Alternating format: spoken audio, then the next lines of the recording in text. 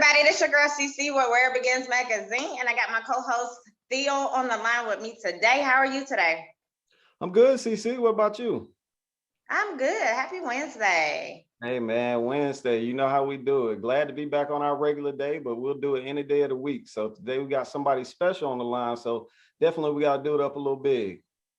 Yes, we do. I'm going to let him go ahead and introduce himself of who he is, what he does, where he from. What's up, y'all? Appreciate it, man. Once again, thank y'all for letting me come on and be on such a dope platform. This is Reese. Of course, we do our show every day right here in Media Campus West. Radio personality, may caught me on a couple TV shows here and there, but the main thing I've been doing is Positive American Youth, and that's our nonprofit organization. But yeah, that's who I am in a nutshell. And I got some other I guess hobbies that have taken off recently and become some type of social media phenomenon somehow. I wasn't expecting that. We can talk about that too. Okay, I can't wait. But before we go into everything, today is 420. When you think of 420, what do you think? Staying in the house because I don't smoke. Everybody gonna be very mellow today though, and that works for me. yeah.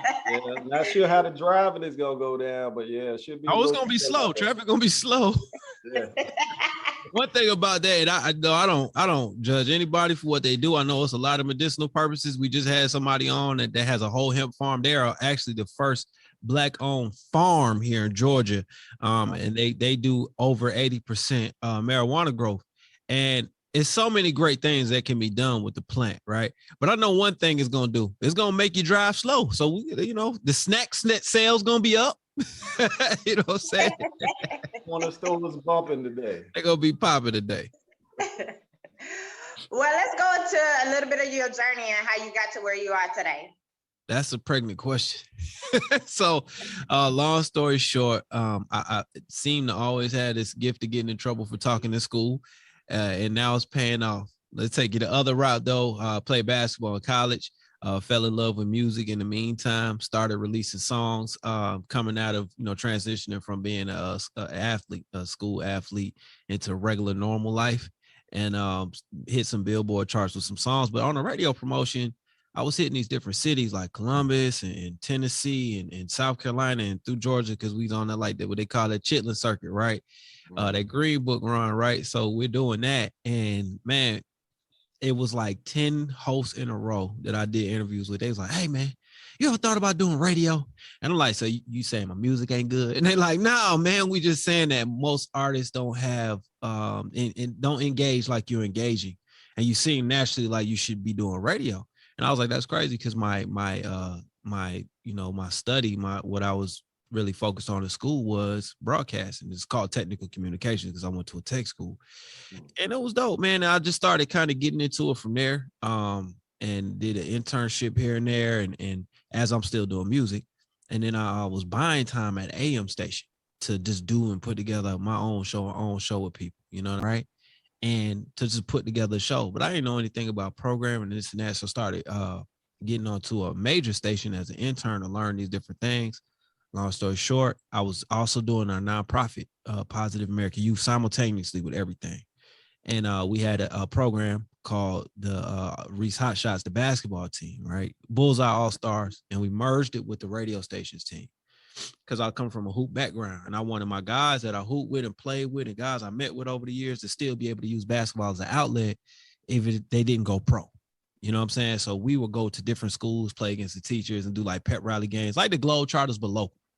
Right? We merged with the radio station who had a team, but they were defunct. They hadn't had a game in like 4 years. So I said, man, I heard about this team. Let's get it back started. So we just used our team as the radio station team.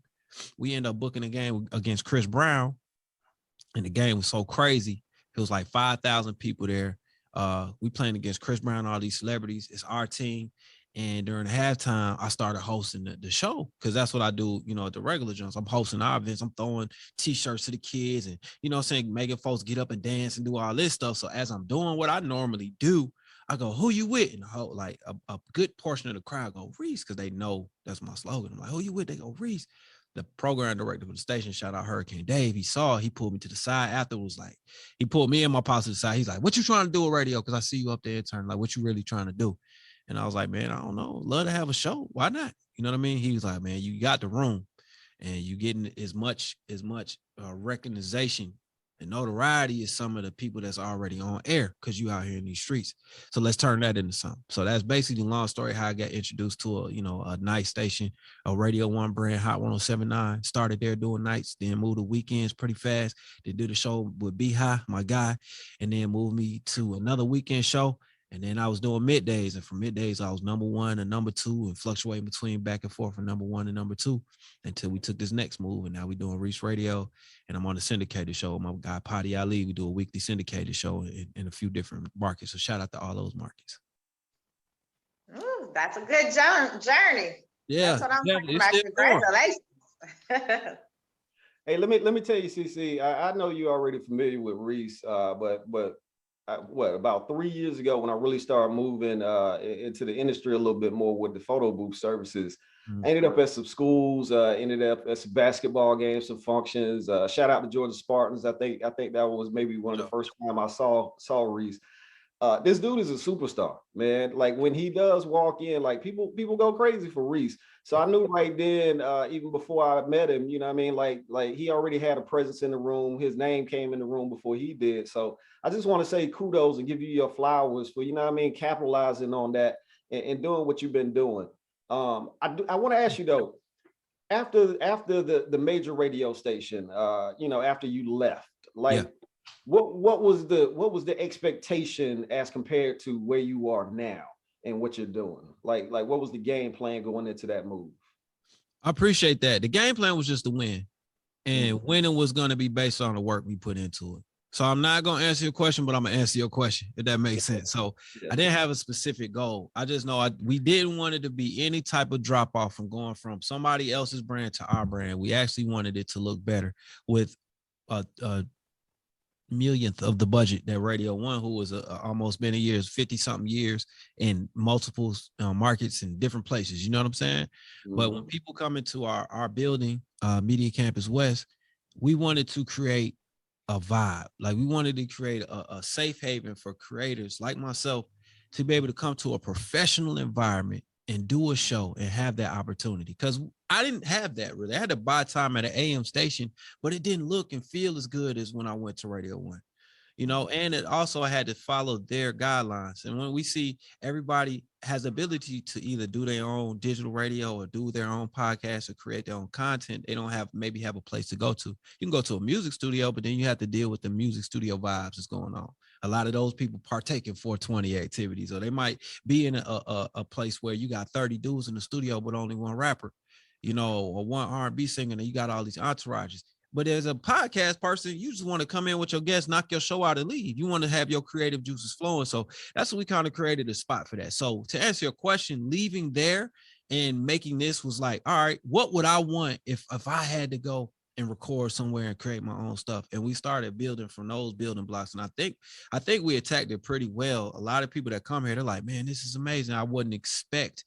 I didn't know what to expect. I know what you guys do, you and your pops, because that's my business partner, right? And the brands that y'all have always presented has been A1, but I wasn't expecting this. And it's always a positive thing. So that's kind of what, we're really happy about, that we were able to branch out, do that, and then come back into radio in one way or another, and be able to do it from our own spot. So I have a place to work out of. And then we have studios and setups for other people to be able to grow with their content. Cool. And that was kind of a loaded question. The reason why I asked it is just kind of seeing how you made that transition and seeing the success, seeing how you keeping it moving, seeing how you seemingly jumped off a big ship and got bigger. You know what I mean? So that, you got that entrepreneurial spirit in it, in you. You know what I mean? A lot of people always told me that about you, and it resonates with you. And a lot of people are always scared to, get out of that security blanket of a major corporation and go do their own thing. So I just wanted to kind of let your listeners know a little bit of the backdrop of your mind state kind of moving into that change, because it seems like it's working out for you. I appreciate that. It is, man. It's just wonderful to have an idea and it starts coming into fruition, and then other people validate it just through being able to come in and knock things out. So we got a few shows up here that record audio and visual. We had people do photo shoots, and I've interview some of my peers, and they like, man, this is dope, you know. And there's a few other people doing it in this space, not this, you know, physical space, but in that space too, creating places for other people to record or for them to at least knock out their own work, man. And I love it, man. There's enough room for everybody, really, because everybody's story, everybody's approach is going to be different, and the consumer is going to like those different, you know, intricacies from different people. Yeah. Thanks. Well, let's go into 2022. I know you say you got a lot coming up, so let's talk about some of these goals and accomplishments you got going on for 2022. Being consistent is one with the show, with the podcast, making sure we doing at least 3 to 5 shows a week. It's to us, it's important because we understand how people consume content. Everybody's a binge watcher or listener, right? And we have access to a lot of different stories, so it works out for us. That's just our approach. You know what I'm saying? Trying to keep growing in the terrestrial radio sense, even though people say, oh, terrestrial radio is dying. I think that it's going to change. It's going to evolve, but the convenience of being able to get to your car and pop open a station that's local to you, the connection between you and that personality has to grow. So we want to keep dibbling and dabbling into those spaces as well. And with the goals for the nonprofit organization, just to keep knocking things out in the community, growing with our partners, meaning that if we have any sponsors or other people that have kind of the same mind frame and goals for the community, just to uplift and provide and not just take away from the community, we want to keep doing those things too. So we got a couple of events coming up. Like next week, we're going to be feeding veterans here. We're going to be move some things, some furniture around, and set up some tables and make it like a nice gourmet restaurant in here. We're going to feed some veterans, some people that took their time out to protect and serve this country. And we want to show the love back to them because it seems like sometimes the greater United States doesn't do that for them. So we want to do that. Then the end of the month, I believe the end of May, we'll be doing a celebrity basketball game to raise awareness for sickle cell anemia. Me and Zane, he done popped back off on BMF. So we're going to have some of the BMF All-Stars there. Of course, I'm going to pull some ringers in, so he better watch out. You know what I'm saying? Pull some of my guys that really, really do this hoop thing. And we're going to have some celebrities too. We're going to make it a nice event for the public. And I think it's either going to be free or $1 to get in. We're never going to charge over $1 for something like that because we want the kids that may not be able to go to a Hawks game to be able to come and see some of the celebrities and some of these professional ball players and have a great time. And they don't have to choose between, the ticket and getting something to eat. So that's how we want to rock. So we got that coming up. And in the summer, we're going to be because it looked like we outside again. So I think we're going to be popping back off with these Reese Treats to cities, free barbecues that we were doing, free barbecues for the community, for the people just to come have a good time, get the kids off the street for a minute and just have a great time, have some music, food and all that. And in the meantime, on my personal brand, I'm gonna be traveling and still doing what I do as a host with Red Bull. And hopefully I'll be back on the boxing scene. It kind of took a back burner because of COVID and everything. They cut down who was coming. They made it safe for everybody. So as things get to open back up, I'm ready to be back ringside and doing that and bringing my flavor to the boxing game too. So. Okay, all right. I might need to play some of them hoops. Y'all always doing stuff for the males. As females can play a little bit of hoops. Oh yeah, we always get a couple ladies that really, they fill it up. They do their thing. So we always welcome in the ladies to come. Y'all do it better than us anyway on a whole bunch of levels. So we always want that magic, that lady magic, you know what I'm saying, with us on the court, on the sideline, and just in the building in general. So yeah. Gotcha. I want to see that. Please put CC in the chat. Please. He gonna be betting on your over under. I ain't gonna put no money on it. I want to record it. That's all I want to do. You don't want to see it. I got you. But I do have to ask this. Behind the scenes, transitioning to your own show, what was the biggest challenge you had? Just getting people to get here, and once they get here, it's a wrap after that. Because some people are skeptical about, well, they just know what they know. So you might have a major artist like, okay, you was on Hot, I'm gonna just come see you at Hot. But they may not have that same energy when you're doing your own thing until they see somebody else do it. So shout out to the celebs that did come through because they made it easier for the other people to go, oh yeah, let me do that too. You know what I mean? So that was dope. But that was pretty much the major challenge. Just once people saw it, they got it. And once they came, they got it. But sometimes just getting out your regular mind frame of how things are done. And luckily, the podcast game is so dope now with all these different, viable platforms that they like, okay, they, you know, more open to doing things like that. And they get to talk. Once artists get here or entertainers or actors get here and they get to tell their sides and they get to have their stories in the way I approach it, they like it. You know what I mean? It becomes a cool conversation. That's dope. Okay. That's dope. So as you obviously want to continue, you know, expanding the personal brand, extending the Reese brand, you did mention though a while ago when you first started, you started a nonprofit. How did that come about, and what's the mission goal behind the nonprofit? Always for community growth, helping you see something better than what they've already experienced before they meet us. Right. So it's called Positive American Youth. The name came up as an acronym. Like my pops, when I was young, he was like, hey man, what you want to do? We got to make a company or something. You got to do something. You got all your homeboys, your homegirls over here every day. Y'all need to do something positive, something good. He's like, what you want to do? I was like, I want to get paid. It was a joke, right? I want to get paid, but it was a joke. So I was like, I want to actually just pay back the community. So pay breaks down to Positive American Youth USA, paying back the youth in America. And we branched out further than that. We can talk about that a little later, but that's where it started. And then in 2008, I was able to create the company and then get a 501c3 about 6 months later. It was like 3 months later in 2009. So since 2009, we've had a 501c3. And what we really do since the pandemic, we've been really focused on our food pantry. So we do anywhere from 50 to 100,000 pounds of food a month out of our food pantry. We do mass distributions. People drive through. We put big boxes of food and home goods in their car, anywhere from, non-perishable items and sometimes fresh fruits and groceries. And then it may be, you may also get toys or a bike, or you may get toiletries like, paper towels and napkins and stuff like that. Because we don't think about that stuff too. A person may have food stamps, but that food stamp's not going to cover napkins or toilet paper or even washcloths. We don't think about stuff like that. So we try to provide those things, even down to socks or picture frames, anything to help make the household better. And we can do it for you at no cost. Then that's kind of where it goes. But typically we do other events too. So I have an Ice the Bully book program where it's a literacy/bullying, anti-bullying program. We attack fitness, healthy eating, saving money. Those are 3 books that are out right now. We focus that on kids age 3 to 6. And then we have a Lunch on Reese program for kids older, where we may teach them financial literacy or teach them about the different avenues of income in the music business. So we bring guests in and maybe like a record rep for Def Jam or an intellectual property attorney. And they're like, what's that? And I'm gonna tell you how to get paid from your words.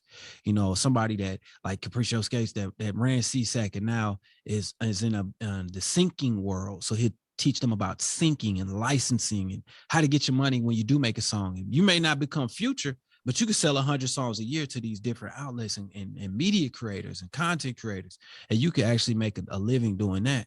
So we have those types of classes too. So we just try to give kids those experiences, that the things that they're already interested in, and just give them a different layer of it. So we got like this onion and peel it back and say, okay, you can do this, you can do that.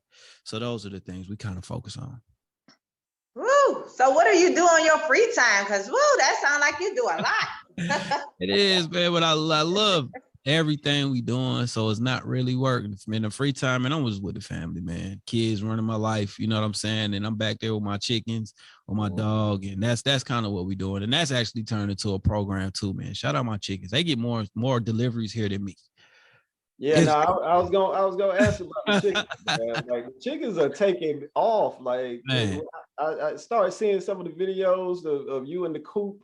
And then it seems like the chickens, do they have their own social media pages? They do, man. It's TikTok. It's all them Blackyard Chickens. Like I posted a video of me interviewing T.I. I'm thinking, okay, this joint about to go crazy.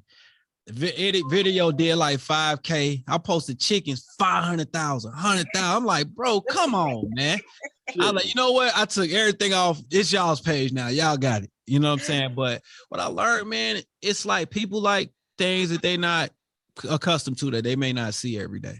And man, it's people that's like, they like, man, can I get chickens? And I'm like, how much space do you have? They might be like, I mean, I don't have no backyard.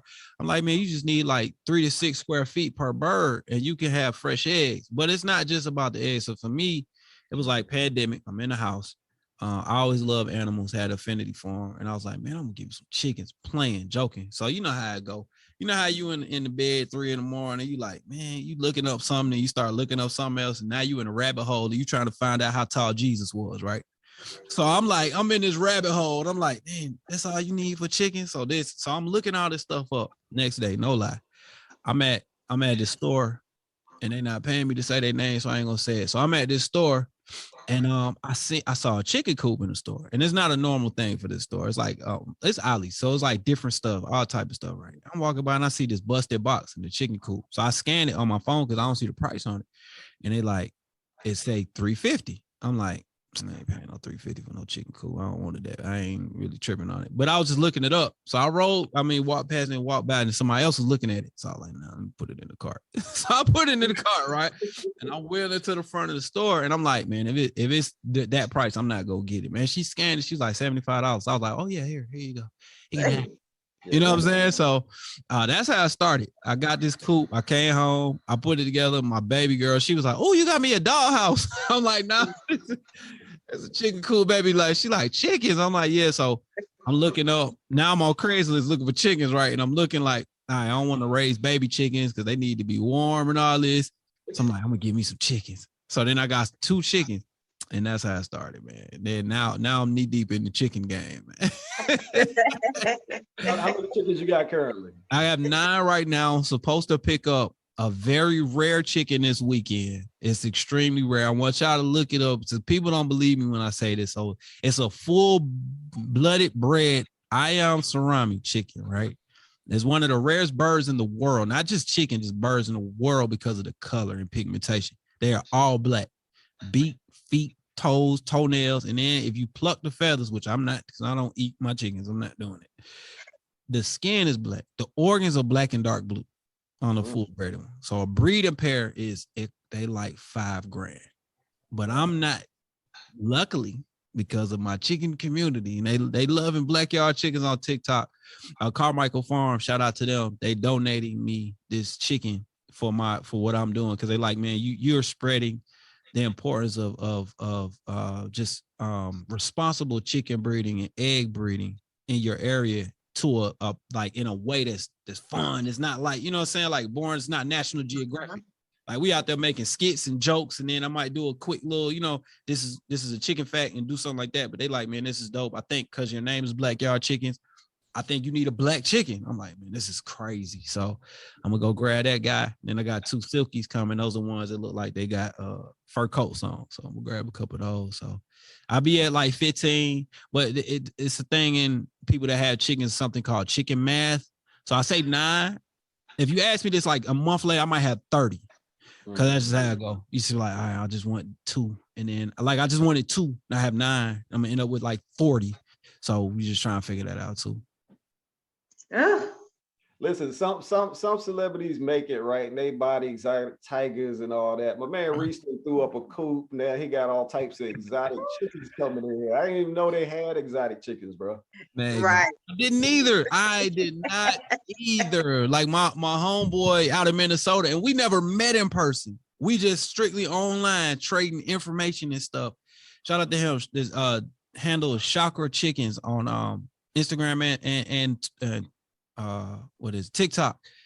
He just showed me this what is it, what's those candy corn Polish hen, and I want one now. I'm like, that's dope. How much is that?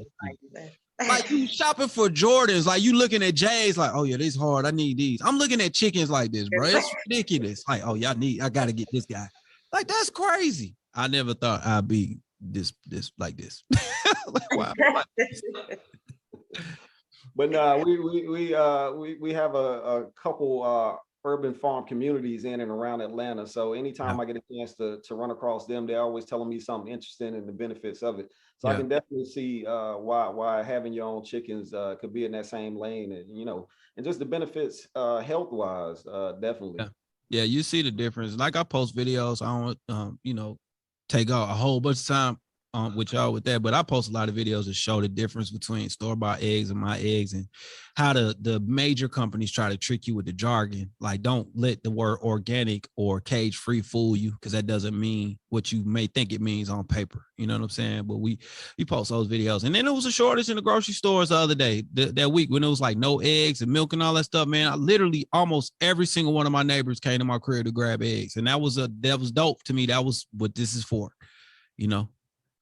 Yeah, good stuff. Good stuff. Yeah. So let me ask this real quick before CC gets into the final spills. 2022, what else can we expect out of Reese? What kind of things can we see? Obviously you're going to be moving around a lot more that you back outside, but what kind of pipeline that people can kind of catch up with you on? Well, a few things, man. Obviously working with Red Bull. We about to do Wings for Life. It's a beautiful race, man. Anybody can get involved. I think registration, don't quote me on this, but I think registration is like $23. You can put a team in, man, and it is for spinal injury research. So you got so many people that's dealing with things. They may be stuck to a wheelchair, can't walk, can't move for different reasons. And they're trying to help those people get back to a sustainable, better way of life, and just elevating their everyday lifestyle. And I love it. And all the money goes directly to that foundation. It has nothing. Red Bull doesn't get any of the money. So I'm just happy to say, and happy to be a part of that situation, is hosting that, being one of the hosts for the telethon as well that's happening. And that's coming up pretty soon in the next few weeks, next couple of weeks. All that stuff's about to jump off. And so I'll be doing that. We'll be doing more events with Positive American Youth. Like I said, the basketball games and stuff, and the free barbecues and the grocery giveaways. So y'all keep a lookout for that. And then just more content with the station and with what we're doing, just more content, man. We're about to drop our network on U42. So stay on the lookout for that. And we also keep dropping this footage on YouTube and on our platforms as well. So yeah, that's everything, everything we got popping out here. And shout out to Hen Up, because we're doing a big campaign. Just saying some of the benefits of having organic chicken feed, and some of just how happy my chickens are with it, so shout out to them. It's a dope company, man. So I tell all my backyard chicken folks out there, check it out. Give your girls, my chickens, give your girls a little bit of that Hen Up. Not Henny, Hen Up. Different kind of party in the backyard. Well, we're going to go into our fun fact game that we like to do. We both have one little fun fact question for you. So I'll go with mine first. I always like to ask people this. I know I use this question a lot with a lot of our interviewers, but if you could switch places with one person for one day, who would it be and why did you choose that person? Sheesh. Probably one of my kids. I really want to know what impact I'm having on them. Yeah, I would. I really would want to know, like, how they process information, how they break everything down, what they really see me doing. So I would switch places with one of my kids. Like, I want to get their perspective on how, delivering for them. That's different. I ain't never had nobody say that on our show. Okay. Working. All right. I like that. So let me ask you this, Reese. We'll stay in the chicken coop for a minute. Let's do it. So if you could actually talk to your chickens, what's the first thing they're gonna tell you? Man, when we gonna eat? That's what they want to know every day. Man, listen, it's an avian flu going around, right? So I leave them in the coop almost all day. They stay in the coop. It's enough space for all of them to live happily, right? They want to be out in the yard though. So before that, the door would be open at like 6 a.m. They would literally be at my back door every day waiting to see when I'm gonna bring them to eat, like snack. They got food, they got their feed, scratch grain, all that, but they want to know what snacks they get. And they get anything from Chinese food to, because chickens are omnivores. They're actually opportunistic feeders. So they gonna eat whatever you put down. So they like chips, they like everything. So they probably would ask me what we eat. You know what I'm saying? That's crazy. That's crazy. Chickens trying to live a good life, man. Man. Exactly. But what's one positive message you could give to the audience right now? Stay consistent in whatever you're doing, because that's how you win. You don't have to be the most talented. You don't have to be the best looking. You don't have to have the most money. If you stay consistent in the thing you're trying to do, you're going to win, because it's going to be those people that are better than you, but will they outwork you? So you'll see the same faces, and that's not by mistake. That's by design. So like you said, like you go to a celebrity game or you go to a media outlet, you might see the same person over. And after a while, they blow up or they somewhere else. And you like, man, I used to see bro everywhere. That's because they were consistent. You see people fall off. You see people drop off. The game don't change, the players do. But some players stay consistent. And I would just say that, man, just be consistent. Thank you. I needed that. Woo! Hey, Reese, tell everybody where they can follow you or where you want to direct them to. Reese Radio for the Daily Show on ReeseRadio.com, but all the social media is the same from my personal Reese Sweeney, ReeSwiney. That's on Instagram, Twitter, Facebook. You know what I mean? All of those verified pages, check them out. And then online, if you go to BlackyardChickens with a Z.com, it'll take you straight to the TikTok page. And my TikTok, I believe you could type in Reese Sweeney or Blackyard Chickens and it'll pull up. That's black, not back, but Blackyard, because you know, I got melanin. So Blackyard Chickens with a Z.com, and check that out too. And then of course our nonprofit is Positive America Youth. Online is payusa.org. That's PAYUSA.org. Good stuff. There you have it. But I definitely want to say thanks for interviewing with us today. It's been a pleasure to get to know you a little bit better and listen about your chickens and know your journey. It's been really, really good. I wish you nothing but success for 2022. And you already know you got a fan here with me. I'm a big supporter, and I'm gonna come out to some of your events now that we're back open. So definitely, I love what you do. Keep doing it. Keep grinding. Keep the spirit. So I appreciate y'all. Y'all got to come sit down with me, man. We got seats to the left and the right. We waiting for y'all. So whenever you guys want to come, you definitely welcome to our radio show and our family too, and meet our audience as well. Yeah. Awesome. Thank you. Link up with you on that. Also, man, community service. CC and I are big on community service, so we definitely might try to tap your ear to see how we can link up with you on some of that. But man, congrats on everything that you got going on, and definitely I'm gonna go ahead and wish you congrats in advance for everything that you got coming up. So we look to see more of Reese doing it bigger and better in 2022. For sure. Thank y'all, man. I appreciate my boy Mr. Barnes for hooking this up too. So thank y'all. Appreciate it. Good stuff. Thank you. All right. Have a good Wednesday. For sure. You too. Be blessed. All right.